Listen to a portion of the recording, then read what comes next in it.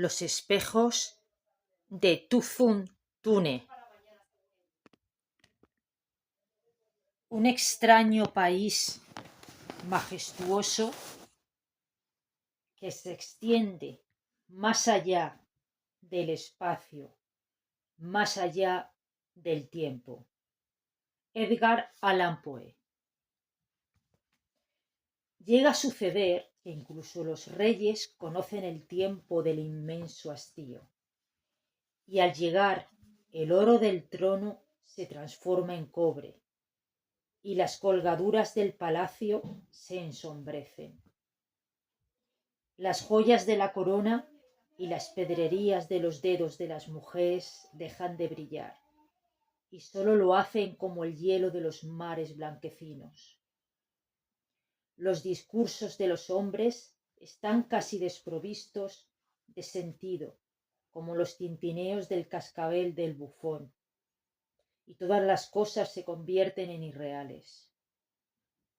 El propio sol se apaga en los cielos, y el soplo del océano verde pierde su frescor. Kul se hallaba sentado sobre el trono de Valusia, y la hora del hastío le agobiaba.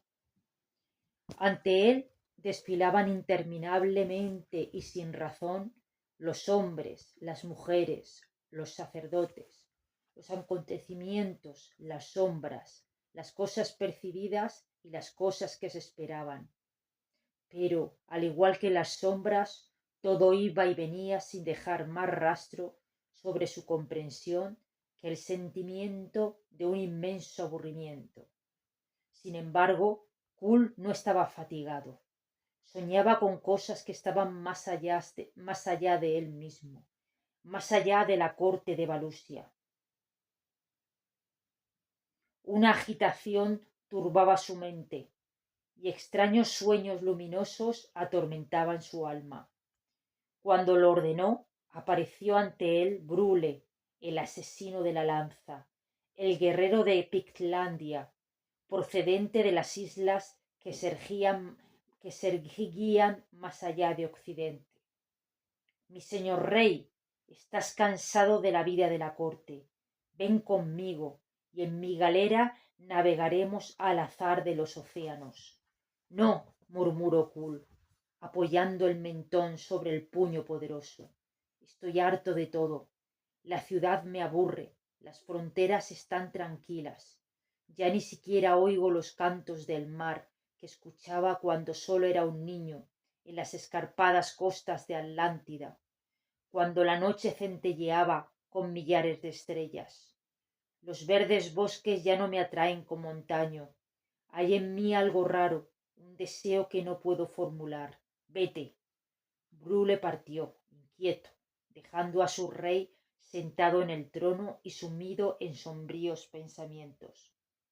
Y precisamente entonces una muchacha de la corte se deslizó a los pies de Kul y le susurró: Gran rey, ve a ver a Tuzun Tune, el mago. Conoce los secretos de la vida y de la muerte, sabe leer en las estrellas y ha recorrido las tierras que están sumergidas bajo el mar. Kul miró a la muchacha. Sus cabellos eran de oro fino y sus ojos violeta eran curiosamente oblicuos. Era bella, pero la belleza tenía poco interés para Kul. Tuzun Tune, repitió. ¿Quién es? Un mago de la raza extinta. Vive aquí, en Valusia, cerca del lago de las visiones, en la casa de los 1000 espejos. Todas las cosas son conocidas por él, mi rey. Habla con los muertos y conversa con los demonios de las tierras perdidas. Kul se levantó. Iré a ver al mago, pero no digas nada, ¿entiendes? Soy tu esclava, mi señor. Y cayó de rodillas humildemente, pero cuando Kul se volvió, la sonrisa de su boca escarlata reveló la perfidia, lo mismo que sus ojos almendrados. Kul se dirigió a la morada de Tuzun Tune, al borde del lago de las visiones, una vasta extensión de agua azul alada y apacible. Numerosos palacios se alzaban en sus orillas, barcos de recreo con forma de cisnes se deslizaban plácidamente por su superficie brumosa y desde todos los lados se elevaban los sonidos de una música dulce. La casa de los 1000 espejos era amplia y espaciosa, pero sin pretensiones. Los portales estaban abiertos y Kull subió los peldaños de una larga escalinata. Entró sin hacerse anunciar y en una inmensa sala cuyos muros estaban tapizados de espejos encontró a Turzuntune, el mago. El hombre parecía incluso más viejo que las colinas de Zalgara. Su piel era de cuero curtido, pero sus ojos grises brillaban como acero pulido.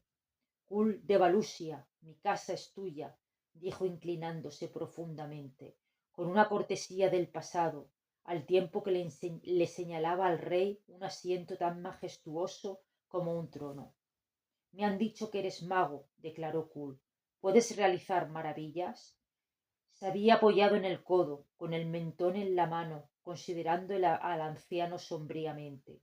El mago sonrió, extendió la mano y abrió y cerró los dedos. ¿Acaso no es una maravilla que esta carne ciega obedezca las órdenes de mi cerebro? Camino, respiro, hablo. ¿No son estas maravillas? Kull meditó unos momentos y luego preguntó: ¿Puedes evocar a los demonios? Ciertamente, puedo hacer surgir uno, más terrible que todos los del más allá, con solo abofetearte. Kull se sobresaltó y agachó la cabeza. ¿Y los muertos? ¿Puedes conversar con los muertos? Siempre converso con los muertos, como lo hago contigo en estos momentos. La muerte comienza con el nacimiento, y todos los hombres empiezan a morir en el mismo momento en que llegan al mundo. En este preciso instante tú estás muerto, Rey Kull, puesto que has nacido. Pero tú eres más viejo que el resto de los hombres. ¿Acaso los magos no mueren? Los hombres mueren cuando llega su hora, ni antes ni después. La mía no ha sonado todavía. Kull consideró aquellas respuestas. Así que el mayor mago de Valusia no es más que un hombre como los demás. Y yo he sido embaucado para venir hasta aquí. Turzuntune sacudió la cabeza. Los hombres no son otra cosa que hombres. Y los más sabios son los que aprenden las cosas más simples. Contempla mis espejos, Rey Kull. El techo estaba cubierto de espejos. Los muros hallábanse tapizados con ellos, todos unidos a la perfección, pero de todas formas y tamaños. Los espejos son el reflejo del mundo, Kull, murmuró el mago. Contempla mis espejos y descubre la sabiduría. Kull eligió uno al azar y lo miró intensamente. Los del muro de enfrente se reflejaban en él, y reflejaban otros muchos, tanto que tuvo la impresión de tener enfrente así un interminable corredor centelleante formado por la totalidad de los espejos, y a su fondo pudo ver una minúscula silueta. Kull la contempló largamente antes de comprender que era su propio reflejo. Miró y se sintió invadido por un sentimiento de pequeñez, como si aquella silueta fuera la del verdadero Kull y representase sus exactas y verdaderas proporciones. Se volvió y fue a situarse ante otro espejo. Mira bien, Kull, dijo el mago, es el espejo del pasado. Una bruma gris oscurecía el cristal. Grandes masas brumosas se agitaban y cambiaban como el fantasma de un río gigantesco. Y a través de la neblina, Kull vio fugitivas visiones, visiones de horror y extrañeza, bestias y hombres que se movían en ella, y formas que no eran ni de hombre ni de bestia.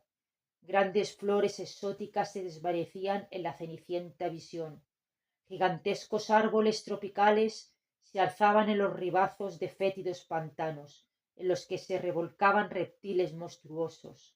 El cielo era lívido, habitado por dragones voladores, y los mares agitados bramaban al arrojar de su seno olas implacables contra las enlodadas orillas.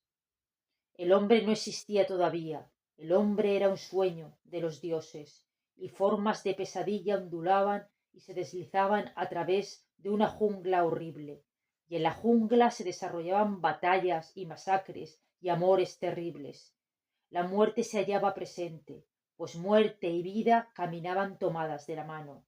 Las playas viscosas del mundo dejaban alzar los aullidos de los monstruos, y siluetas increíbles se arrastraban entre tanto bajo la lluvia incesante.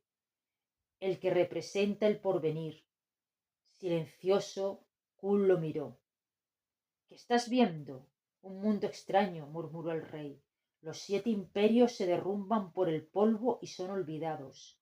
Las mareas del océano se estrellan muy por encima de las eternas montañas de Atlántida. Las cimas de la occidental Lemuria son las islas de un mar ignorado.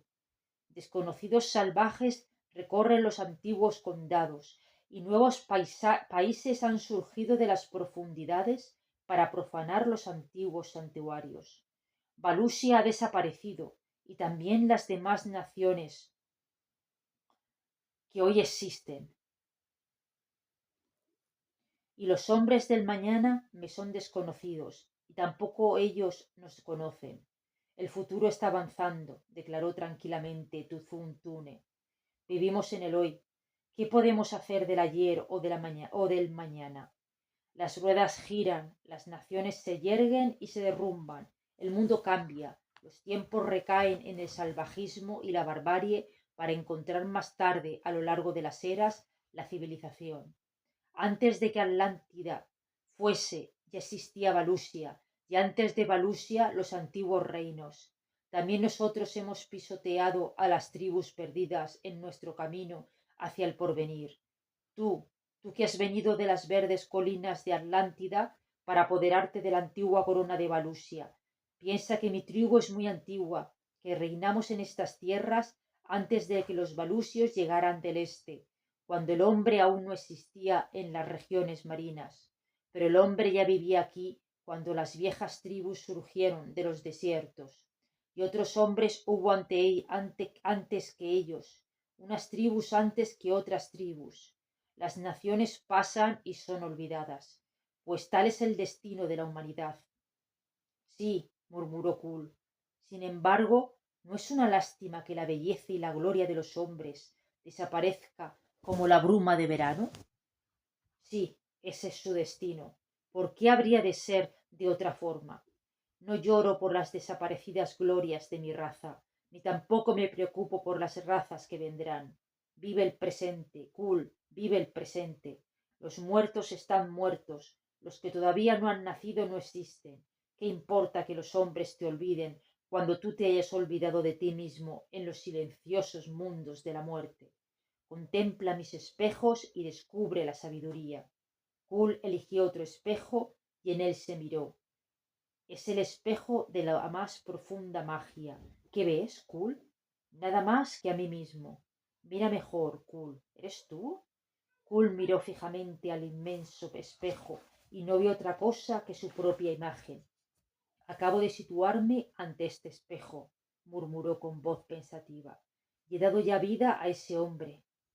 Sobrepasa mi entendimiento, pues primero lo vi en las aguas calmas de los lagos atlantes, y luego lo he vuelto a ver en los espejos de Valusia enmarcados en oro. Él es yo, él es mi sombra, forma parte de mí. Puedo conjurarlo o hacerlo desaparecer a mi capricho, pero sin embargo se interrumpió, al tiempo que extraños pensamientos susurraban en los tenebrosos abismos de su espíritu como murciélagos revoloteando en una inmensa caverna. Y pese a todo, ¿dónde se halla cuando no estoy frente a un espejo?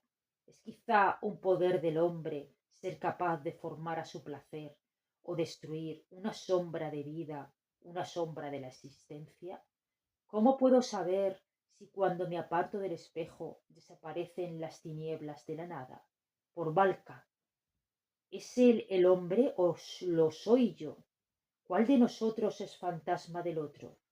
¿Estos espejos no son acaso más que ventanas por las que contemplamos otro mundo? ¿Piensa lo mismo que yo?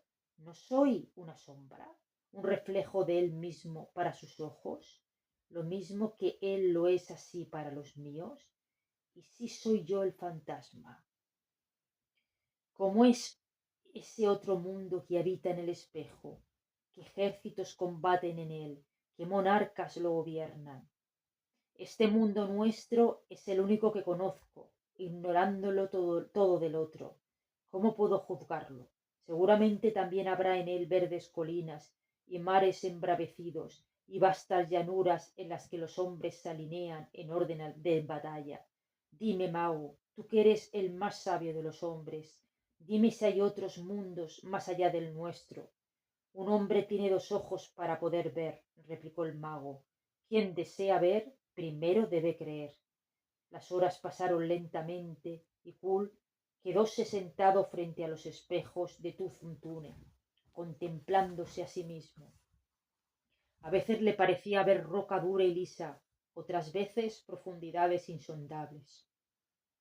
Como la superficie del mar era el espejo de Tuzuntune, tan uniforme como el océano bajo los rayos oblicuos del sol naciente, o bajo la oscuridad de las estrellas, cuando ningún ojo puede percibir sus cimas.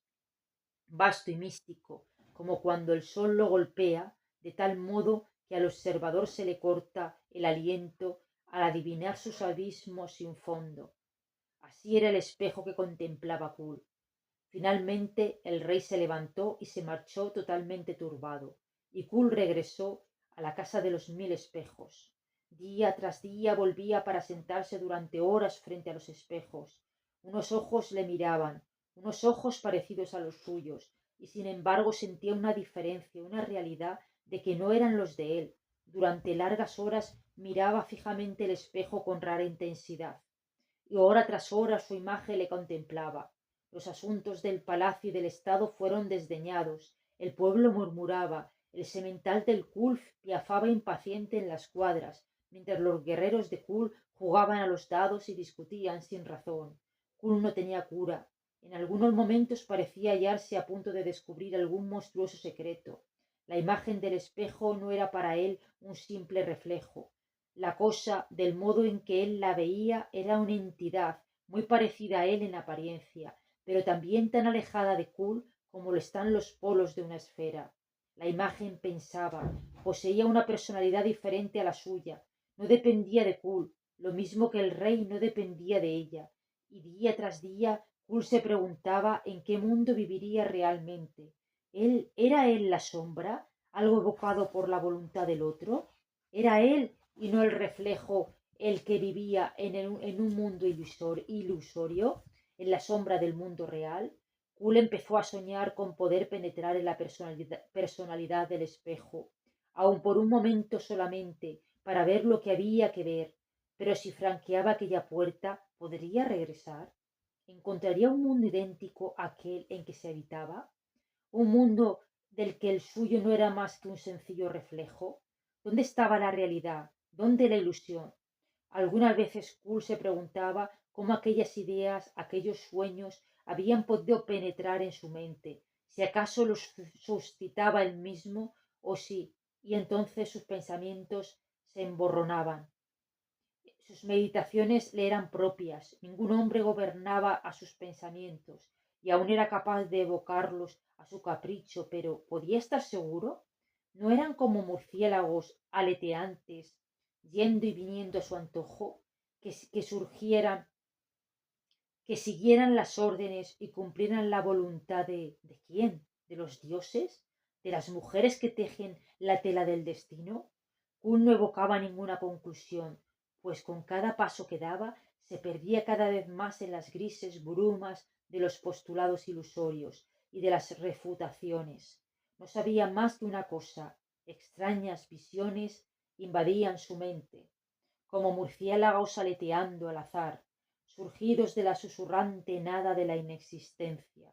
Nunca antes había alimentado aquellos pensamientos, pero reinaban ya en su cerebro, día y noche, y en todo momento tenía la sensación de deambular por una niebla vertiginosa, y su sueño se veía turbado por imágenes desconocidas y monstruosas.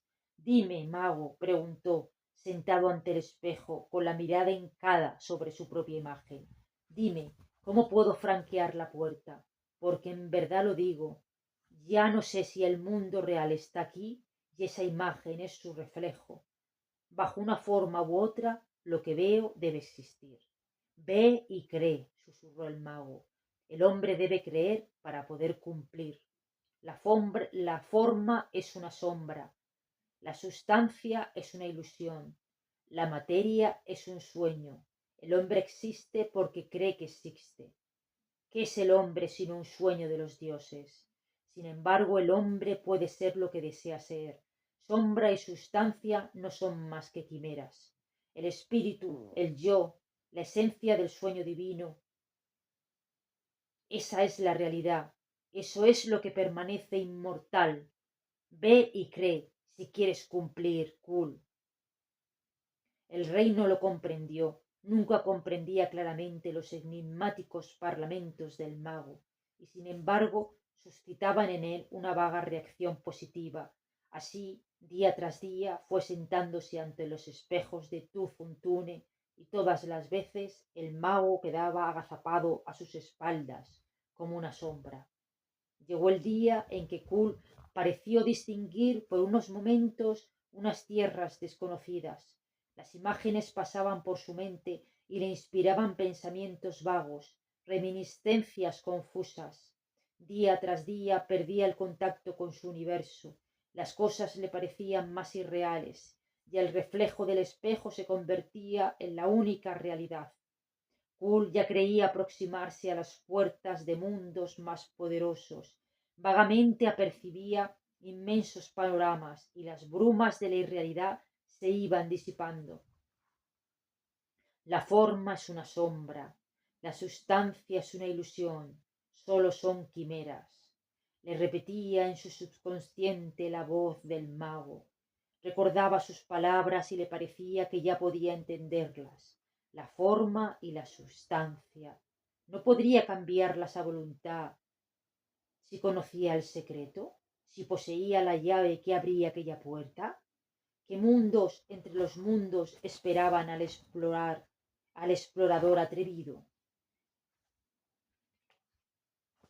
El hombre del espejo parecía sonreírle y acercársele cada vez más cerca, mientras la niebla se alzaba, una niebla que envolvía el reflejo. Kul sintió una extraña sensación, un vértigo parecía transformarse, fundirse. Kul. El aullido rompió el silencio en un millón de fragmentos vibratorios. Las montañas se derrumbaron y los montes vacilaron mientras Kul, atrapado por aquel grito frenético, hacía un esfuerzo sobrehumano para escapar de algo que desconocía. Un súbito entrépito y Kul se encontró en la gran sala de Tufuntune, ante un espejo roto en mil pedazos, con la mente turbada, medio cegado por la estupefacción. Allí, a sus pies, yacía el cuerpo de Tufuntune, cuya hora al fin había sonado, y ante él se erguía Brule, el lancero, empuñando una espada ensangrentada, con los ojos desorbitados y llenos de terror. Valka, juró el guerrero, que a tiempo he llegado. ¿Pero qué ha pasado? Farfulló el rey. Pregúntaselo a esa traidora, replicó el lancero, señalando a una muchacha prosternada ante el rey, en una pose de abyecto temor, y a quien Kul reconoció como quien le había enviado a casa de Tufuntune. Mientras entraba, vi cómo te fundías en el espejo como si fueras humo desapareciendo en el cielo. Por Valka, si no lo hubiese visto con mis propios ojos, no lo habría creído. Casi habías desaparecido cuando mi grito te retuvo. Sí, murmuró Kul. Esta vez estuvo a punto de franquear la puerta. Era un monstruo muy astuto, añadió Brule. ¿No comprendiste, Kul, que había tejido y arrojado sobre ti la tela de su magia? Kaanup de Blal ha complotado con este mago para desembarazarse de ti, y esta muchacha desciende de la antigua raza. Insinuó en tu espíritu la idea de venir aquí. El consejero Kanu ha descubierto hoy mismo el complot. No sé lo que has visto en este espejo, pero gracias a él, Tufuntune ha embotado tu alma y ha estado a punto gracias a sus sortilegios de transformar tu cuerpo en humo. Realmente, resopló Cool, que aún no había salido de su estupor, pero siendo un mago, conociendo todo el saber de las edades y despreciando el oro, la gloria y el poder, ¿qué podía ofrecer Ka'anuk para hacer de Tuzuntune un innombre traidor? Oro, gloria y poder, masculló Brule. Cuanto antes aprendas que los hombres siguen siendo hombres, ya se trate de magos, reyes o siervos, antes sabrás reinar con sabiduría, Kul. ¿Y ahora qué hacemos con ella? Nada, Brule, respondió el rey, mientras la muchacha lloriqueaba a sus pies. Ella solo ha sido el instrumento. Levántate, pequeña, y vete, y nadie te hará mal alguno. Una vez solo con Brule, Kul contempló una última vez los espejos de Tuzuntune. Puede que urdiera contra mí, Brule, no dudo de tu palabra, pero su brujería iba a transformarme en humo o bien iba a desvelarme un secreto. Si no me hubieras rescatado, si me hubiera hundido en el espejo, ¿no habría descubierto otros mundos? Brule echó una mirada a los espejos y se encogió de hombros, reprimiendo un escalofrío. Tuzontune ha almacenado aquí el saber de todos los infiernos. Partamos, Kul, antes de que yo también quede embrujado. Partamos, respondió Kul, y uno junto al otro abandonaron la casa de los 1000 espejos, donde quizá se hallaban prisioneras las almas de los hombres. Hoy ya nadie se mira en los espejos de Tuzuntune. Las embarcaciones de placer evitan la orilla en que se alza la casa del mago, y nadie se aventura en ella, nadie osa penetrar en la sala donde la osamenta seca y putrefacta de Tuzuntune yace frente a los espejos de la ilusión. Es un lugar maldito, y si esa casa debe seguir en pie durante otros 1000 años, ningún paso debe levantar ecos en ella. Sin embargo, Kul, sobre su trono, medita a menudo, pensando en el extraño saber y en los misteriosos secretos que perdió, haciéndose preguntas.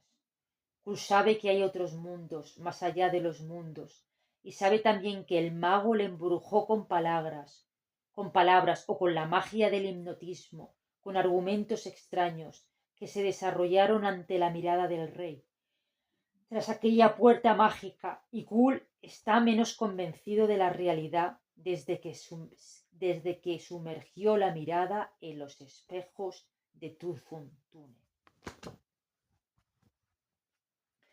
El jardín del miedo. Antaño yo fui Hungulf, el errante. Soy incapaz de comprender si mi conocimiento de ese hecho se debe a algún medio oculto o esotérico, y no intentaré explicarlo. Un hombre recuerda su vida pasada. Yo recuerdo mis vidas pasadas. Lo mismo que un individuo normal recuerda aquellas formas que fueron las suyas durante su infancia, su juventud y adolescencia. Yo recuerdo las formas que fueron James Allison en las edades olvidadas.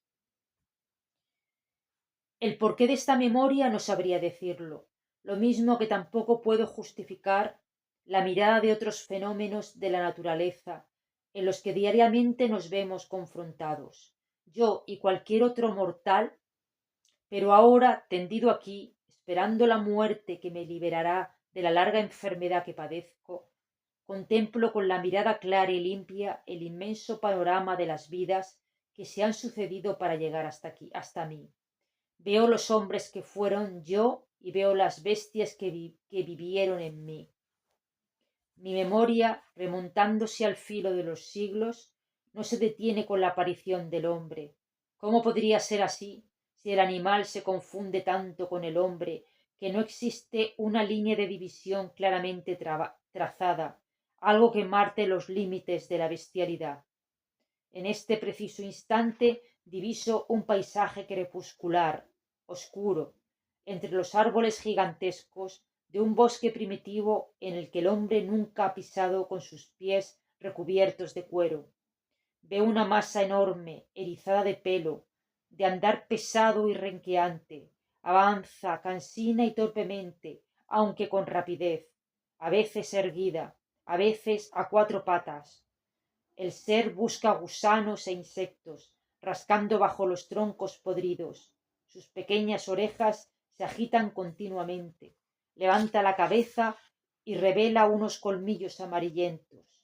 Es primitivo, bestial, antropoide, y sin embargo reconozco su parentesco con la entidad que ahora se llama James Allison. Parentesco, digamos más bien unidad. Yo soy él es yo. Mi carne es sensible, blanca, desprovista de pelo, la suya oscura, dura, hirsuta, y pese a todo hemos sido uno, y su cerebro embrionario, poblado por las sombras, comienza a agitarse y a verse dominado por pensamientos de hombre, groseros, caóticos, fugitivos. Y no obstante, ellos son el fundamento de todas las grandes y orgullosas visiones que los hombres han tenido en todas las épocas que se han sucedido desde entonces. Mi conocimiento no se detiene ahí, se remonta todavía más lejos, muy lejos, ofreciéndome perspectivas olvidadas, hacia las que no me atrevo a volverme, abismos demasiado sombríos y demasiado terribles como para que el espíritu humano pueda sondearlos. Sin embargo, incluso allí tengo conciencia de mi identidad, de mi individualidad.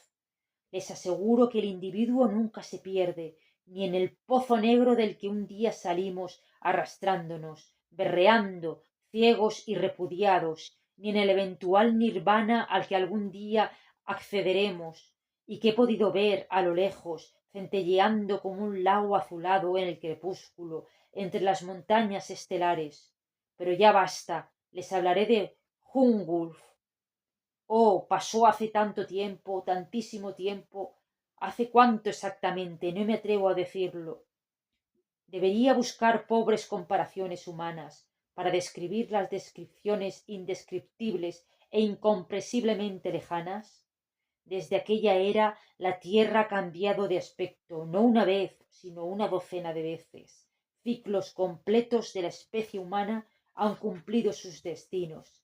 He visto Hungulf, uno de los hijos de los Aesir, de rubios cabellos, quienes,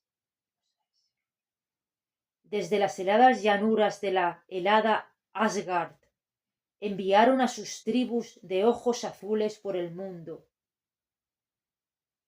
en migraciones seculares, para dejar la marca de su paso en muchos extraños lugares. Nací durante una de las migraciones hacia el sur. Nunca contemplé la tierra de mis ancestros, allí donde la mayoría de los pueblos nórdicos vive todavía en tiendas de piel de caballo entre las nieves.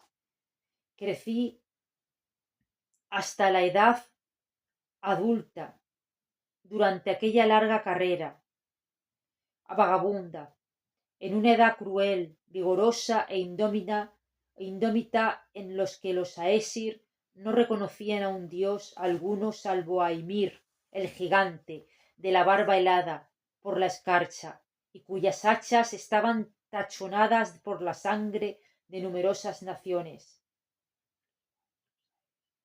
Mis músculos parecían cuerdas de acero trenzado, mis cabellos rubios caían sobre mis poderosos hombros, mis cabellos como la melena de un león. Ceñíame los riñones con una piel de leopardo. Podía manejar la pesada hacha de punta de sílex con cualquiera de mis manos. Año tras año mi tribu se encaminaba hacia el sur, describiendo a veces inmensos arcos hacia el este o el oeste, afincándose a veces durante meses o años en valles o fértiles llanuras, en lugares donde pululaban animales comedores de hierbas, pero siempre descendían hacia el sur, lenta e inexorablemente. A veces nuestra ruta nos conducía a través de vastas soledades inanimadas, en las que nunca había retumbado un grito humano. A veces extraños pueblos primitivos se oponían a nuestro avance, Nuestro rastro pasaba entonces por encima de las cenizas anegadas en sangre, de las aldeas destruidas. Durante aquel viaje errático, durante aquellas cacerías y matanzas, llegué a la edad adulta y amé a Gudrun. ¿Qué puedo decir de Gudrun? ¿Cómo describir los colores a un ciego? Solo puedo decir que su piel era más blanca que la leche, que sus cabellos eran de oro fundido cuando el brillo del sol jugueteaba entre sus bucles, que la ligera belleza de su cuerpo habría hecho avergonzarse el sueño que modeló a las diosas griegas. Pero soy incapaz de hacerles comprender el fuego y la maravilla que albergaba Gudrun. No se pueden establecer comparaciones. Sus cánones de la mujer reflejan solamente a las mujeres de una época, pero junto a ella serían como simples brujías intentando rivalizar con el resplandor de la luna llena. No, en milenios ninguna mujer se ha asemejado a Gudrun. Cleopatra, Thais, Helena de Troya, todas fueron pálidos reflejos de su belleza, pobres e imitaciones de la rosa que floreció en todo su esplendor solamente en el origen del tiempo. Por Gudrun abandoné mi pueblo y mi tribu, partí hacia las tierras desoladas, exiliado y fuera de la ley, con sangre marchándome las manos. Ella era de mi raza, pero no de mi tribu, una niña perdida a la que habíamos encontrado, errando solitaria por un bosque sombrío, extraviada por algún pueblo errante de nuestra propia sangre. Creció en el seno de la tribu. Cuando alcanzó la madurez de su gloriosa y joven feminidad, fue entregada a Heimdul, el poderoso, el más grande de todos los cazadores de la tribu. Pero el sueño de Gudrun era una locura que me devoraba el alma, un fuego que ardía en mi interior eternamente. Por ella maté a Heimdul, aplastando su cráneo en mi hacha de sílex, antes de que pudiera llevarla a su choza de piel de caballo. Y luego comenzó nuestra larga huida para escapar de la venganza de mi tribu. Gudrun me siguió con alegría, pues me amaba con ese amor de las mujeres a Esir, que es como una llama devoradora que destruye la debilidad. Oh, era un tiempo salvaje, la vida era cruel y sanguinaria, y los débiles morían rápidamente. No había en nosotros nada suave o dulce. Nuestras pasiones eran las de la tempestad, el asalto y el choque de la batalla, la del desafío del león. Nuestros amores eran tan terribles como nuestros odios. Y de aquel modo me llevé a Gudrun lejos de la tribu, y los asesinos nos siguieron la pista muy de cerca. Durante una noche y un día nos siguieron los pasos hasta que, a nado, atravesamos un río desbordado, un torrente bramador y espumeante que incluso los hombres de Asgard no se atrevieron a franquear. Pero en la locura de nuestro amor y nuestro descuido nos lanzamos al agua y nadamos, golpeados y zarandeados por el furor de las olas, y llegamos a la orilla sanos y salvos. Después de aquello, durante numerosos días atravesamos los bosques de las regiones del altiplano, guaridas de tigres y leopardos, y llegamos por fin a una gran cadena montañosa. Los azules contrafuertes se recortaban contra el cielo de un modo terrible, y las pendientes se sucedían a las pendientes. En aquellas montañas fuimos atormentados por los vientos helados y por el hambre, atacados por cóndores que se abatían sobre nosotros entre el fragor de sus alas gigantescas.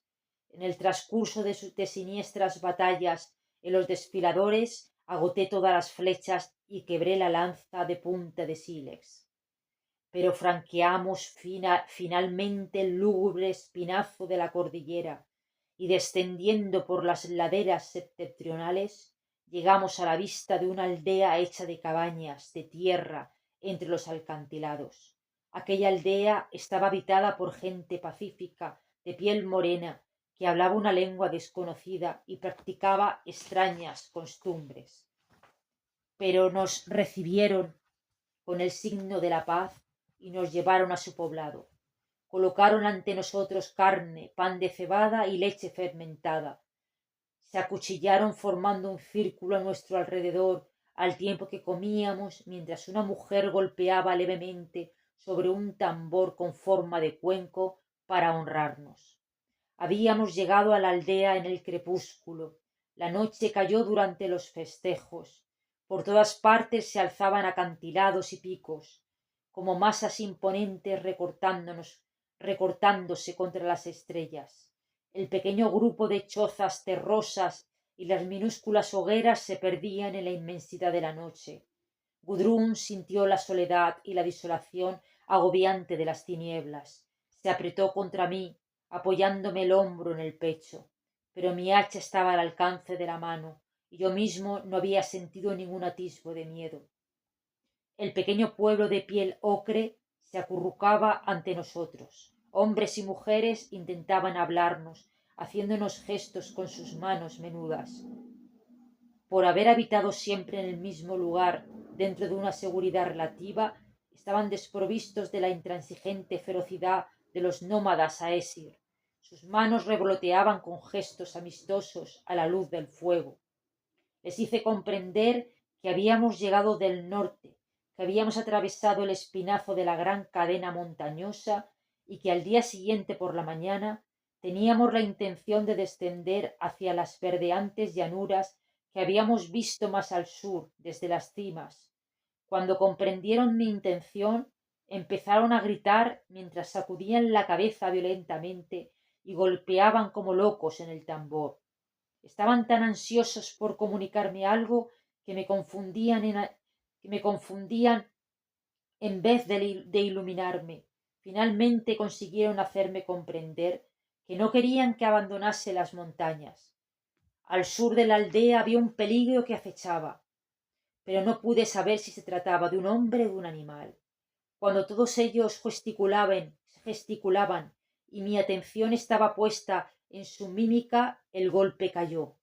Advertí en primer lugar un súbito trueno de alas batiendo en mis oídos. Luego una forma sombría surgió de la noche y algo me golpeó en la cabeza. Al tiempo que me daba la vuelta, caí medio inconsciente.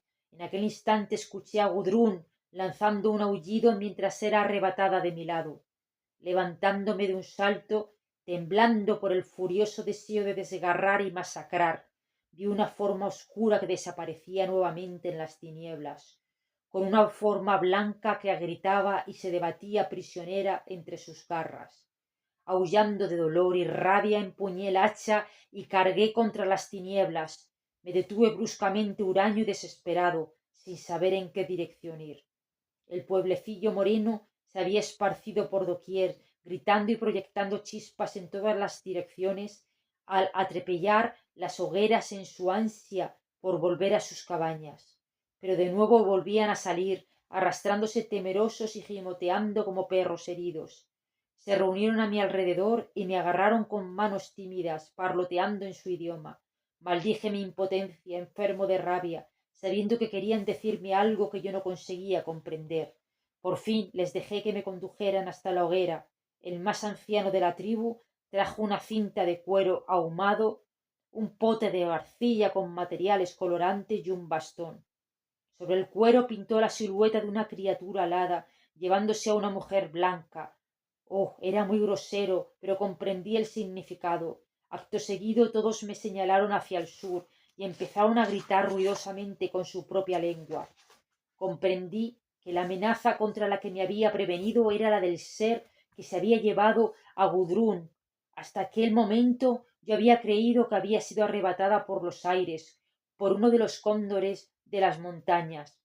Pero el dibujo ejecutado por el anciano con la negra pintura era más que nada el de un hombre alado. Lenta y laboriosamente empezó a trazar algo que por fin reconocí. Era un mapa. Sí, incluso en aquella época oscura teníamos mapas primitivos, cierto, pero que un hombre moderno hubiera sido incapaz de interpretarlos, a causa de la diferencia de nuestro simbolismo.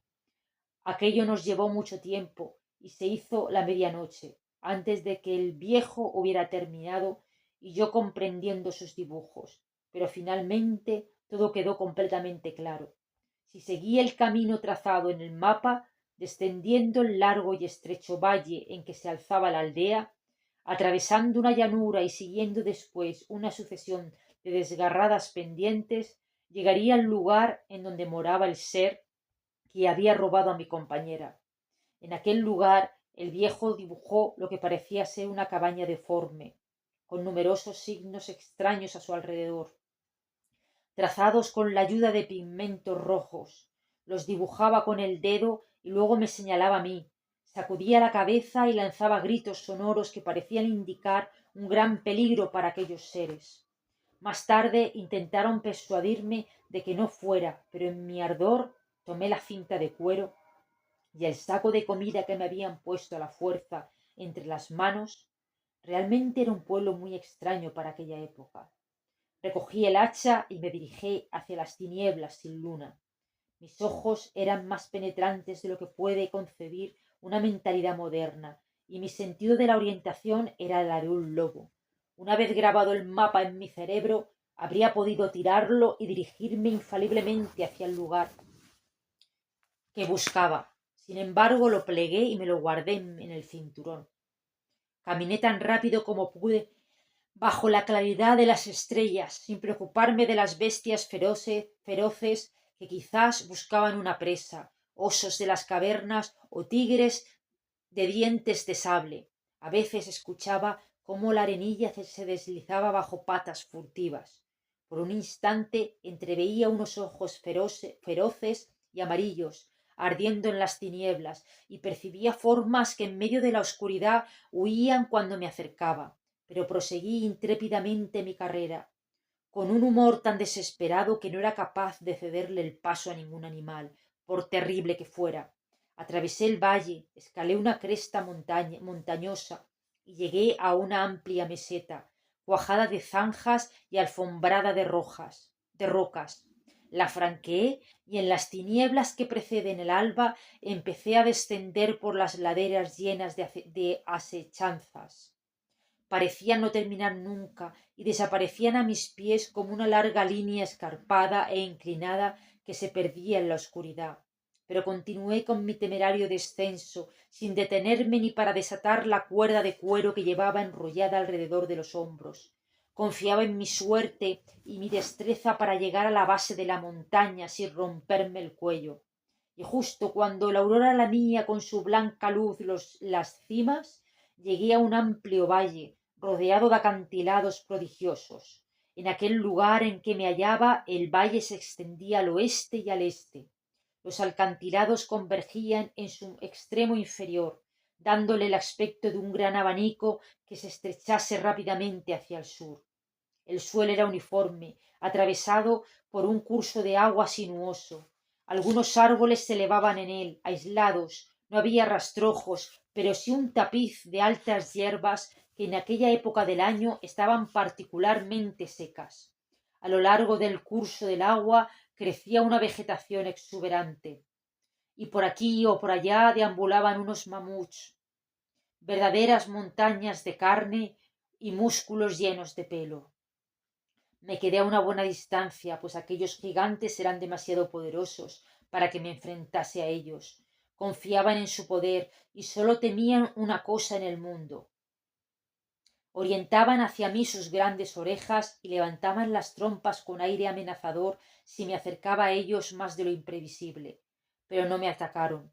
Corrí rápidamente entre los árboles. Cuando llegué al lugar donde convergían los acantilados al sol, aún no se había levantado por encima de las murallas del este, cuyas crestas destacaban con una llamarada dorada. El descenso por las montañosas laderas, pese a que me había llevado toda la noche, no había afectado mis músculos de acero. No sentía ninguna fatiga. El furor me devoraba aún con el mismo ardor. No podía saber lo que se hallaba más allá de los acantilados. No hice hipótesis. Mi cerebro sólo dejaba penetrar la negra cólera y el ansia por masacrar. Los desfiladeros no formaban un muro compacto. Aquello quería decir que los extremos de las paredes rocosas no se unían completamente y que dejaban una ranura o una brecha de 100 pies de ancha. La corriente de agua la atravesaba y los árboles crecían robustos junto a ella, Crucé la brecha tan ancha como larga y desemboqué en un segundo valle, o más bien en la continuación del primero que se ampliaba nuevamente más allá del pasaje. Las paredes rocosas se alejaban en una curva pronunciada hacia el este y el oeste, para formar una muralla gigantesca que rodeaba el valle completamente, describiendo un vasto óvalo. Formaban un reborde azulado alrededor del valle, sin brecha alguna, con la excepción de un pedazo de cielo claro que parecía indicar otra abertura en el extremo septentrional. El valle interior tenía la forma de una botella con dos bocas. El gollete por el que había penetrado estaba lleno de árboles, que crecían numerosos en varios cientos de metros. Luego daban paso bruscamente a un campo de flores carmesíes. A varios cientos de metros más allá del lindero de los árboles pude ver un extraño edificio. Debo hablar de lo que veía no sólo como Hungulf, sino también como James Allison. Hungulf no comprendía nada más que muy vagamente las cosas que veía, y como Hungulf no sería capaz de describirlas. Yo en mi vida como Hungulf lo ignoraba todo sobre la arquitectura. Las únicas moradas construidas por la mano del hombre que yo hubiera visto eran las tiendas de cuero de caballo de mi pueblo, y las chozas de tierra con techumbre de paja del pueblo devorador de cebada y otros pueblos igual de primitivos. Así que como Hungulf solo podría decir que contemplaba una gran choza, cuya construcción sobrepasaba mi entendimiento. Pero yo, James Allison, sé que era una torre de unos 60 pies de altura, construida con una curiosa piedra verde, extremadamente pulida y revestida de una sustancia que daba la impresión de semitransparencia. Era cilíndrica y, por lo que podía ver, desprovista de puertas y ventanas. El cuerpo principal de la construcción puede que tuviese 70 pies de altura. En su centro se elevaba una torre más pequeña que remataba el conjunto. Aquella torre, con una circunferencia apenas más pequeña que el cuerpo principal del edificio, estaba rodeada por una especie de galería con un parapeto almenado. Tenía dos puertas curiosamente abovedadas y ventanas enrejadas con sólidos barrotes, como pude darme cuenta incluso desde el lugar donde me encontraba. Aquello era todo, no había ningún signo de presencia humana, ningún signo de vida en el valle, pero resultaba evidente que aquel castillo era lo que el viejo de la montaña se había esforzado en dibujar, y estaba seguro de poder encontrar a Gudrun en su interior, si es que vivía aún. Más allá de la torre pude contemplar la débil claridad de un lago azulado en el que se precipitaba la corriente de agua, siguiendo la curvatura de los muros occidentales. Disimulado por entre los árboles, examiné la torre y las flores que la rodeaban por todas partes.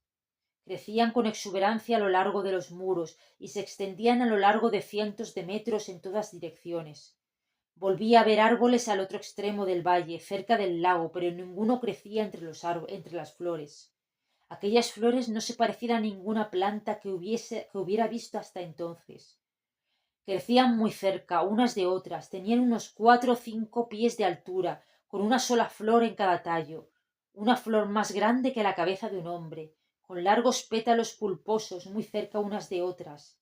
Aquellos pétalos de un color rojo carmesí parecían heridas abiertas.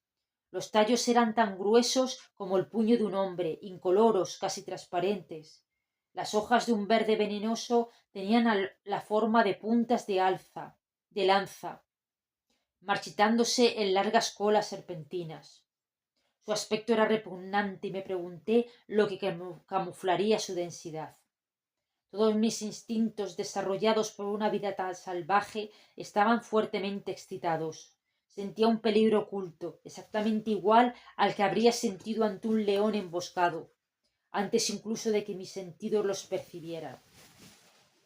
Estudié de cerca las compactas hojas, preguntándome si ocultarían alguna serpiente inmensa.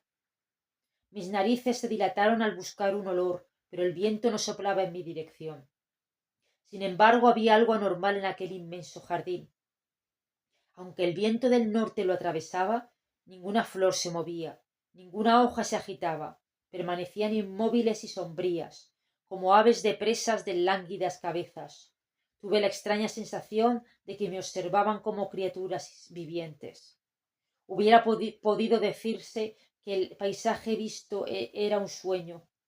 A ambos lados los acantilados azules se elevaban hacia un cielo desprovisto de nubes. A lo lejos el lago se sumía en una tranquilidad dormida y la torre, de un verde fantástico, se alzaba en medio de aquel campo de un color rojo lívido. Y había otra cosa. Aunque el viento soplase en dirección contraria, sentía manar de las flores un olor, una exaltación de cubil, de muerte, podredumbre y corrupción. Me agazapé bruscamente, permaneciendo a cubierto. Había vida en el castillo. Una silueta emergió de la torre. Se acercó al parapeto, se inclinó por encima y miró hacia el valle. Era un hombre, pero un hombre como nunca había soñado, ni siquiera en una pesadilla. Era alto y robusto. Su piel era negra, con la tintura del ébano pulido, pero los rasgos que hacían de él una pesadilla humana eran las alas de murciélago que sobresalían por encima de sus hombros, aun estando plegadas. Sabía que sus alas eran auténticas, aquel hecho resultaba evidente e indiscutible. Yo, James Allison, he meditado largamente sobre aquel fenómeno de que fui testigo con los ojos de Hungulf, aquel hombre alado. ¿Era solamente un monstruo, un ejemplo de una aberración de la naturaleza viviendo en soledad y desolación inmemoriales? ¿O bien era el superviviente de una raza olvidada que había aparecido reinado y extinguido antes de la llegada del hombre, tal y como nosotros lo conocemos? Quizás el pueblo moreno de las colinas habría podido responder a aquellas preguntas, pero carecíamos de un lenguaje común. Sin embargo, me inclino por esta última hipótesis. Los hombres alados se encuentran muy frecuentemente en la mitología. Se les halla en las leyendas populares de numerosas naciones y numerosas razas. Tan lejos como el hombre puede remontarse en el pasado gracias a los mitos, crónicas y leyendas. Encuentra siempre historias de arpías y dioses alados, de ángeles y demonios. Las leyendas son el reflejo deformado. Las leyendas son los reflejos deformados de realidades preexistentes. Son los reflejos deformados de realidades preexistentes. Estoy persuadido de que en otros tiempos hubo una raza de hombres alados de piel oscura que reinó en el mundo preadánico y del que yo, Hungulf, encontré el último superviviente de aquella raza, en el Valle de las Flores Rojas. Estos pensamientos los formulo como James Allison, con mi saber moderno que es tan imponderable como mi ignorancia moderna. Yo, Hungulf, no me daba a tales especulaciones. El escepticismo moderno no formaba parte de mi naturaleza y no pretendía racionalizar lo que parecía no coincidir con un universo natural. No reconocía ningún dios excepto Ymir y sus hijas, pero no ponía en duda la existencia, como demonios, de otras deidades, veneradas por otras razas, seres sobrenaturales de toda especie, estaban en pleno acuerdo con mi concepto de la vida y del universo. Creía tanto en la existencia de dragones, espíritus y diablos como en la de leones, búfalos y elefantes. Aceptaba aquella aberración de la naturaleza como un demonio sobrenatural, y no me preocupaba en lo más mínimo ni por sus orígenes ni por su procedencia. Tampoco me sentía dominado por un pánico provocado por un terror supersticioso. Yo era un hijo de Asgard, que no temía ni a hombres ni a demonios, y confiaba más en la fuerza demoledora de mi hacha de sílex que en las plegarias de los sacerdotes y los encantamientos de los brujos. Pero no me lancé inmediatamente a la descubierta para ir al asalto de la torre. La prudencia instintiva de la vida salvaje era mía, y no veía ningún medio de escalar los muros del castillo. El hombre alado no necesitaba puertas, pues entraba por todas las evidencias, por arriba, y la superficie lisa de los muros parecía desafiar al escalador más avezado. Pero pronto se me presentó un medio para acceder a lo alto de la torre.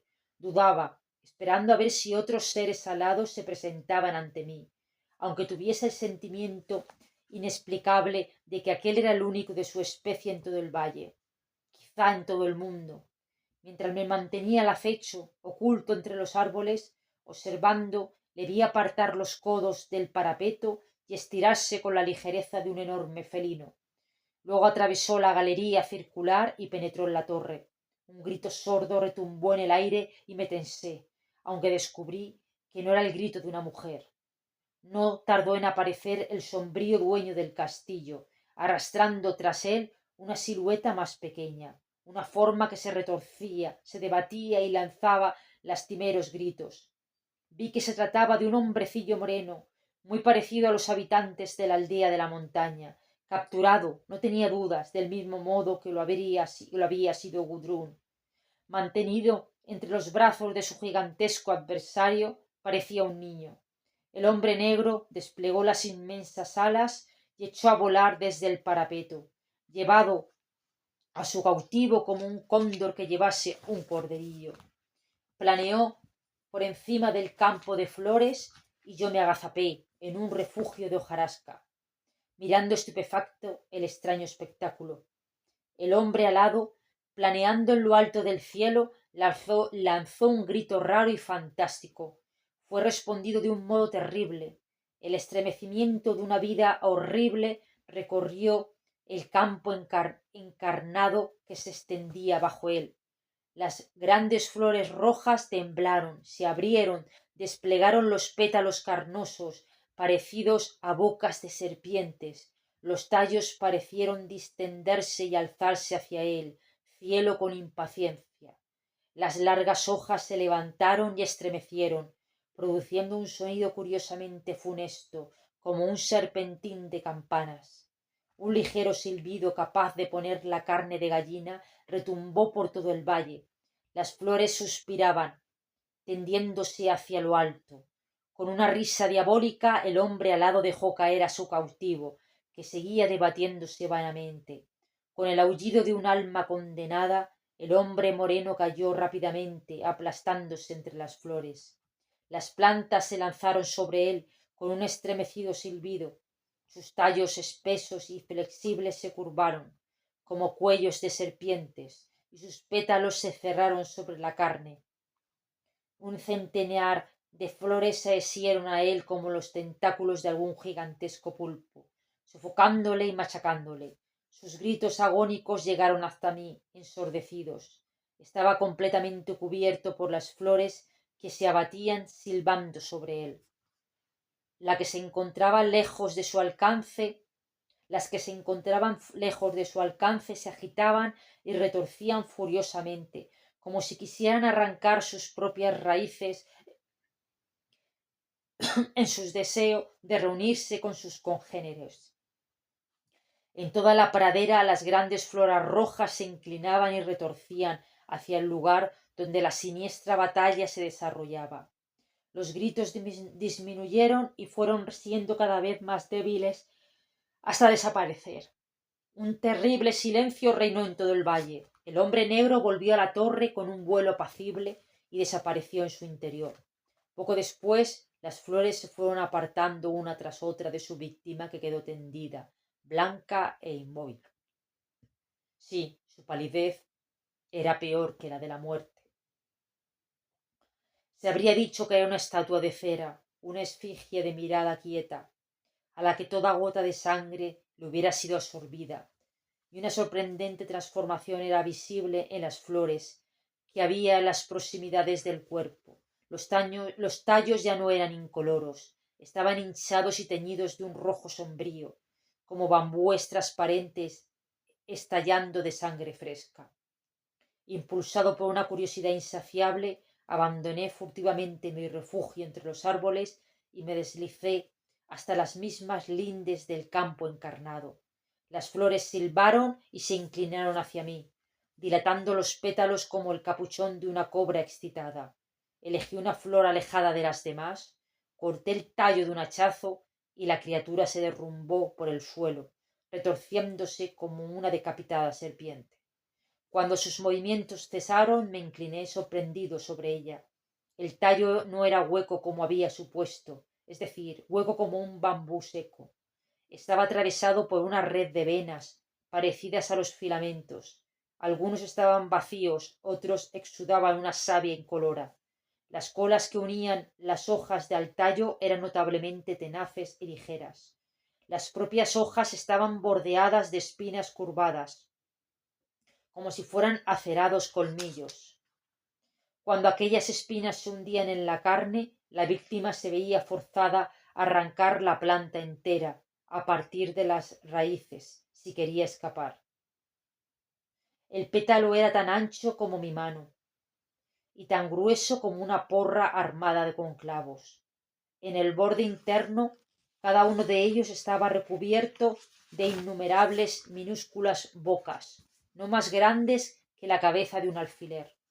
En el centro, en el lugar que debía haber ocupado el pistilo, había una punta arpada, cuya textura recordaba la de una espina, con estrechos canales que unían los 4 bordes dentados. Una vez terminadas mis investigaciones de aquella horrible parodia de vegetación, levanté súbitamente los ojos justo a tiempo de ver reaparecer sobre el parapeto al hombre alado. No pareció sorprendido al verme. Gritó algo en una lengua desconocida e hizo un gesto burlón, mientras yo me quedaba inmóvil, como una estatua, asiendo fuertemente el hacha. No tardó en dar media vuelta y penetrar en el interior de la torre, como lo había hecho antes. Y al igual que antes, volvió llevando a una cautiva. Mi furor y mi odio casi me sumergieron en el torrente de alegría que se desbordó a mí al ver que Gudrun estaba viva. Pese a su fuerza ligera, que era la de las panteras, el hombre negro mantenía a Gudrun con la misma facilidad con la que había sujetado al hombrecillo moreno, levantando su cuerpo blanco que no dejaba de debatirse en el aire por encima de la cabeza del ser alado. Me la mostró mientras lanzaba gritos sarcásticos. Los rubios cabellos de Gudrun caían sobre los blancos hombros, y se agitaba vanamente y me gritaba, dominada por un terror y un horror extremos. Raramente una mujer aesir conoce un terror tan abyecto como el que se había apoderado de Gudrun. Medí el abismo de la diabólica conducta de su raptor por sus gritos desenfrenados, pero me quedé inmóvil. Si hubiera valido que para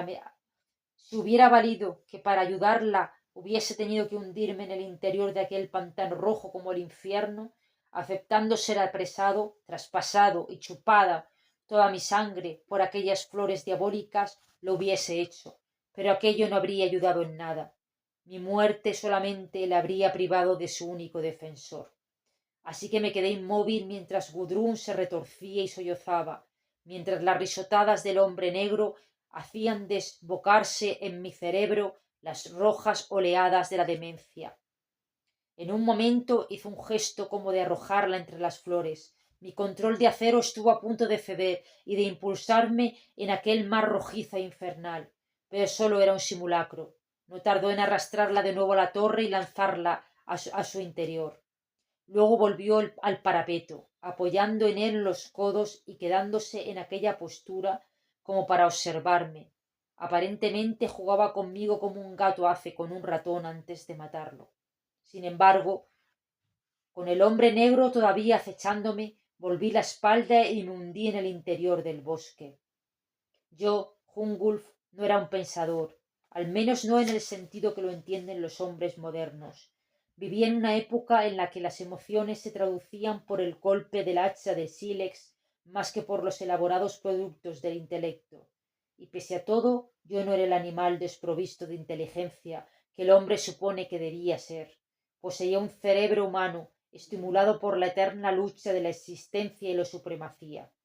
Sabía que no podía franquear vivo la banda rojiza que rodeaba el castillo. Antes de que pudiera dar una docena de pasos, una multitud de puntas dentadas se habrían hundido en mi carne, y sus bocas ávidas chuparían la sangre de mis venas para alimentar su apetito demoníaco. Incluso mi energía de tigre me sería inútil para intentar abrirme camino entre ellas. El hombre al lado no me siguió. Mirando por encima del hombro, le vi acodado solemnemente en la misma posición. Cuando sueño, como James Allison, los sueños de Hungulf, esta imagen se encuentra como grabada en mi mente. Veo la silueta de Gárgola con los codos plantados en el parapeto como un meditabundo diablo medieval. agazapado sobre las almenadas murallas del infierno.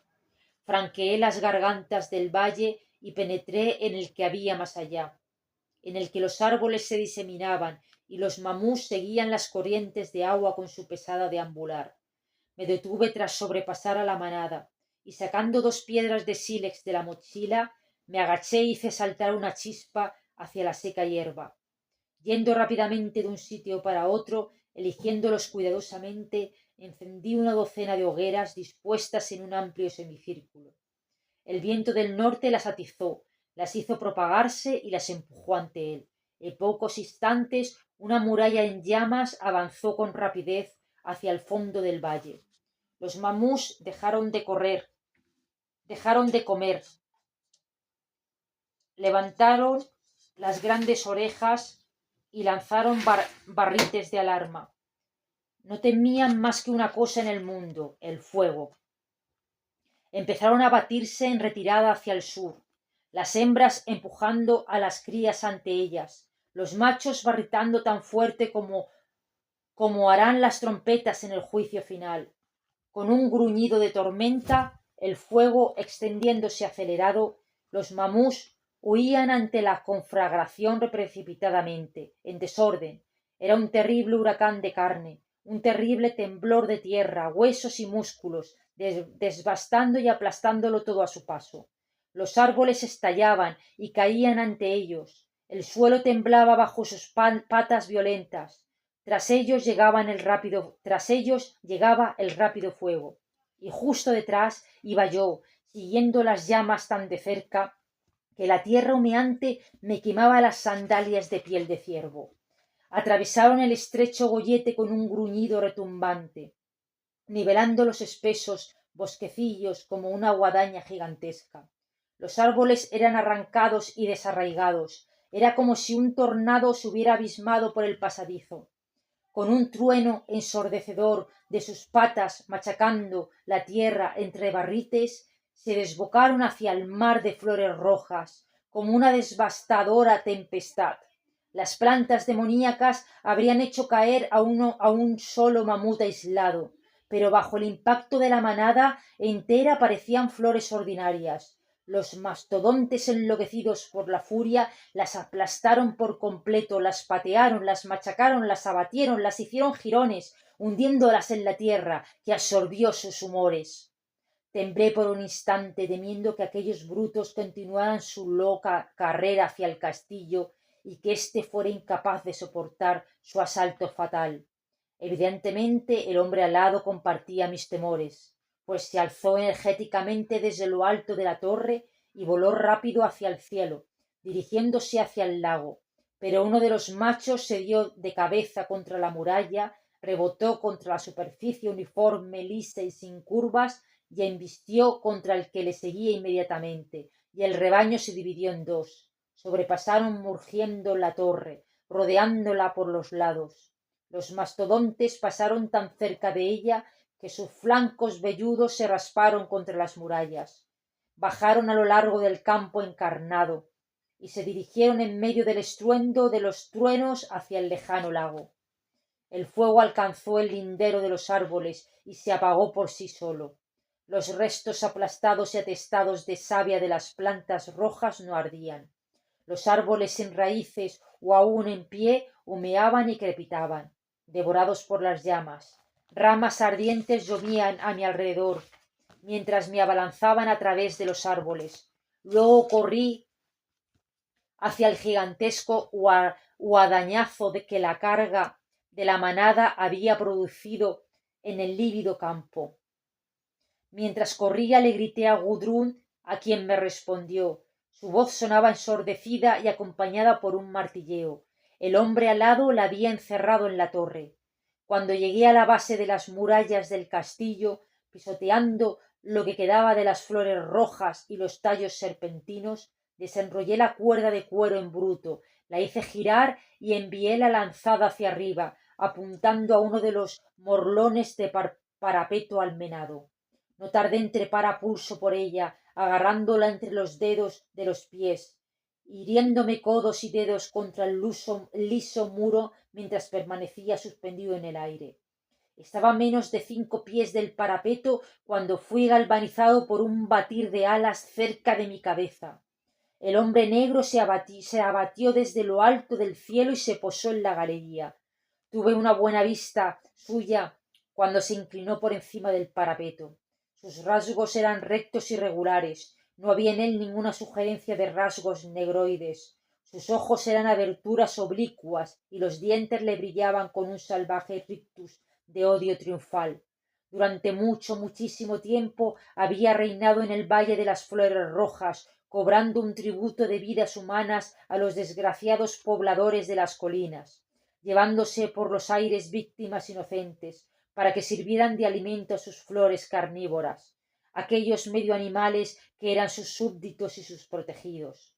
En aquellos momentos yo estaba en su poder. Mi encarnizamiento y audacia no había servido de nada. Un único golpe de la curva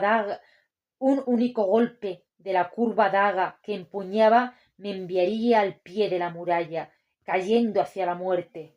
En alguna parte Gudrun, viendo qué peligro me encontraba, lanzaba gritos de bestia salvaje. Luego una puerta se rompió con un estrépito de paneles en explosión. El hombre negro, dedicado a su demoníaco plan, apoyó el borde acerado de la hoja contra la cuerda de cuero. Luego por su espalda un brazo blanco y vigoroso se cerró sobre su cuello y fue violentamente echado hacia atrás. Por encima de sus hombros pude ver la cara magnífica de Gudrun, sus hirsutos cabellos, sus ojos dilatados por el horror y la rabia. El hombre negro se devolvió con un rugido, luchando contra su presa, la arrancó de su cuello y la tiró contra la torre con tal violencia que Gudrun quedó inmóvil, medio aturdida.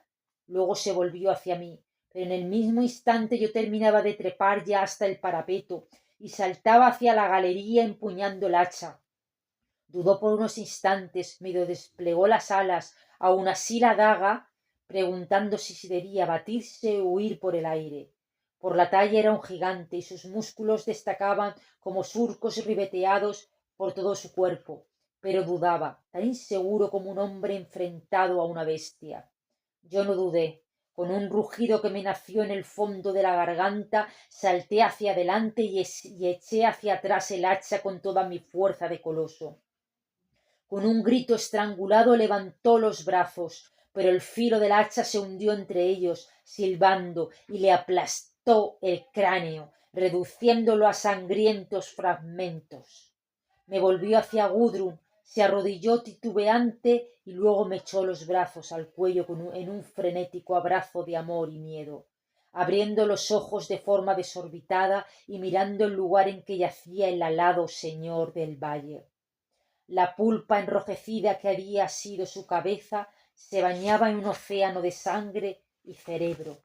A menudo he deseado que fuera posible reunir las diversas vidas que han sido la mía en el interior de un único cuerpo, aliando las experiencias de Hungulf.